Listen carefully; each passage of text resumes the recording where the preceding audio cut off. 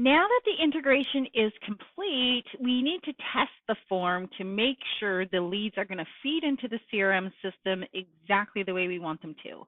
Now, if you are doing tests and perhaps something missed, your leads are always going to also be on Facebook. So if anything is ever wrong and your ad is running, you're not losing those leads. If Facebook is collecting them, you would just download those leads later. If that happens to you, we can definitely help you. So there's two ways that you're able to test your Facebook form. One is accessing it through your business page and going to the publishing tools.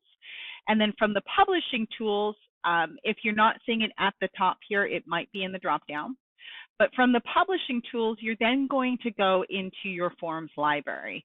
And this is where all your library, your forms are. You can preview that form and submit it and so on. Now, the other way that you can do it is through the developers.facebook.com/tools/lead ad testing. So there's two different ways that they're achieving the same result. So what you would do on this page is you're going to select the page, of course, that has the form, and then select the form from the drop down. And because I already have leads already generated off of this, I'm going to delete the lead. I don't want anything in there. It says I don't have one, so that's great. So what you do from here is you're going to preview that form. And when you preview that form, just keep in mind that you cannot have the same email address when you're doing this. So if you're testing this out several times, for example, you've always got to tweak that email in some way, shape, or form. It doesn't matter if it's a valid email. We just need to make sure that it is not duplicated in any way. So I'm going to just modify this slightly. I don't think that's anywhere in here. And then I'm going to go next and submit. So by submitting, the lead is now generated or should be generated in the CRM. I just got a notification. So let's take a look. So I'm going to go back to the leads page here.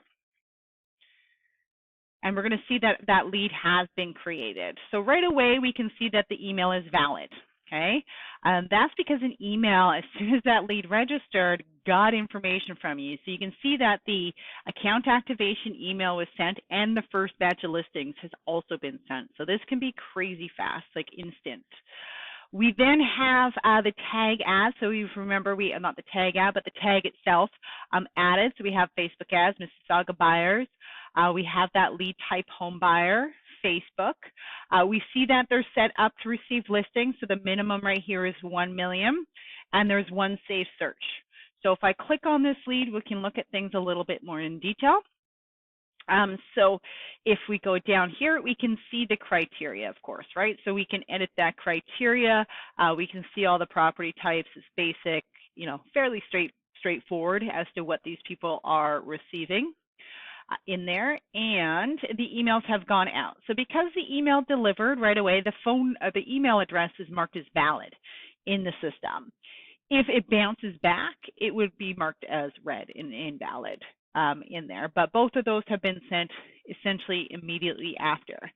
Now, the next part of the video will be in the next section. I'm going to end this one here, but the next section will be then on how to automate this so that you can assign these people to an automatic campaign of text messages and or emails.